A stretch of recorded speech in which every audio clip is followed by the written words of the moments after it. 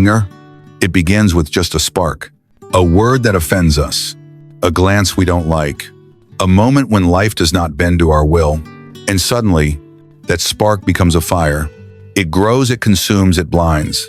How many times have we lost ourselves to it, shouting words we later regret, breaking relationships that took years to build, sacrificing peace for a few moments of rage? Seneca, the great Stoic philosopher of Rome, once warned, anger is temporary madness. It is madness because it steals our reason. It is madness because it makes us prisoners of our emotions. And it is madness because if left unchecked, it destroys not only those around us, but us. Most of all, so the question is not whether we will feel anger, for anger comes to every human heart. The question is, will we master it, or will it master us? Before we explore his wisdom, we must first step into the world of Seneca. Lucius Annaeus Seneca, a man of contradictions. He was a Stoic philosopher, teaching simplicity, calm, and self-control. Yet he lived in the heart of Rome's most turbulent empire, surrounded by politics, luxury, and power. He was tutor and advisor to Nero, one of the most feared and unpredictable emperors in history. And yet, within that storm, Seneca wrote about reason, restraint, and the quiet strength of the soul. Imagine him, a man walking through the marble halls of Rome, knowing that every word he spoke could mean life or death. And still, he urged others to remain calm, to choose wisdom over impulse, to hold steady when passions raged.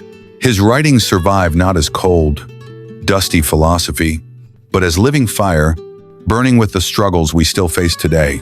Because the anger that tore through Rome 2,000 years ago is the same anger that burns inside us now. Look around our world today. Anger is everywhere, on the streets, in the workplace, in our homes, and especially on our screens. One wrong comment, one careless post, and suddenly, rage spreads like wildfire. Arguments escalate, friendships break, families fracture. We live in an age of speed. News, opinions, emotions, all travel faster than we can process. And with that speed comes reaction, not reflection. We shout before we listen. We strike before we pause. We let anger become the master instead of the servant. But what has it brought us? Stress that lingers, regret that weighs heavy, broken trust that is so hard to rebuild. The truth is, anger is not just an emotion.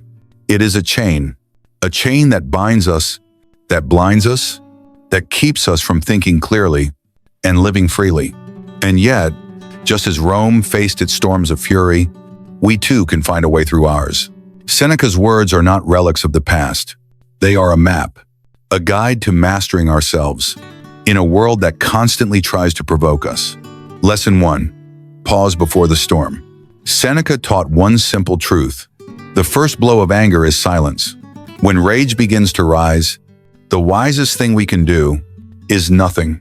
Not shouting, not striking back, not reacting in the heat of the moment. Just pause. Breathe. Let the first wave pass. Because anger is like fire. Feed it with words, and it spreads. But starve it with silence, and it dies down. Seneca wrote that we should treat anger as a dangerous illness. And the first step to healing is to stop it before it takes control. Think about it. How many regrets in your life came from something said too quickly, something done in the heat of the moment? A pause may seem small, but in that pause lies the power to choose. To choose reason over rage, clarity over chaos, wisdom over impulse. And in that moment, you take back your freedom. Lesson 2. See anger for what it is. Seneca reminds us, anger always disguises itself as strength. It makes us feel powerful, like we are standing taller, like we are finally in control. But the truth? Anger is weakness dressed as power. When we lash out, we are not showing control, we are showing that we have lost it. Seneca called anger a form of temporary madness. Think about that. In those moments of rage, we no longer see clearly. We no longer act wisely. We are carried away like a ship with no anchor in a violent storm. And what happens after? The anger passes, but the damage remains. Words cannot be unsaid. Wounds cannot be erased. So what should we do? We must learn to expose anger for what it truly is: a weakness, a trap, an enemy that pretends to be our ally. When you recognize anger not as strength, but as a chain that enslaves you, you begin to see the choice clearly. The real power is not in raising your voice, but in keeping your peace. The real courage is not in striking back, but in standing firm, unshaken. And that is where freedom begins. Lesson 3. Train the mind, tame the fire.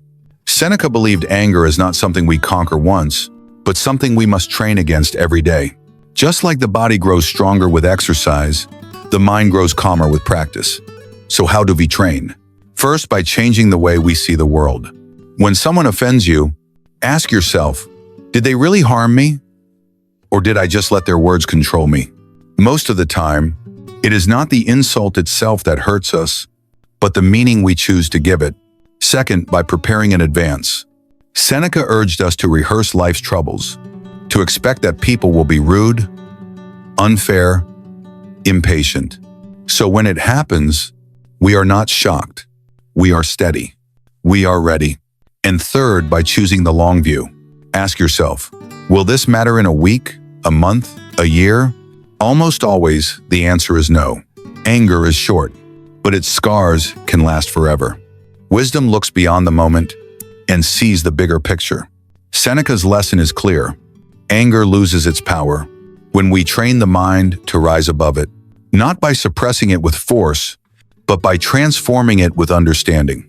This is not weakness. It is mastery. The mastery of the self. Anger will always knock at the door. It is part of being human, but you have a choice. You can open that door and let it consume you, or you can pause, breathe, and walk another path. Seneca's wisdom is not about denying our emotions. It is about guiding them, shaping them, transforming fire into light. The next time you feel the storm rising inside you, remember this: your greatest strength is not in striking back, but in staying calm, because when you master your anger, you do more than protect yourself. You protect your relationships, your peace, your freedom. So ask yourself, will I let anger rule me, or will I rise above it and rule myself? That is the Stoic choice. That is the gift of Seneca. If this message spoke to you, share it with someone who may need it. And if you wish to keep walking this path of wisdom, subscribe, because together, we can keep learning from the greatest minds in history.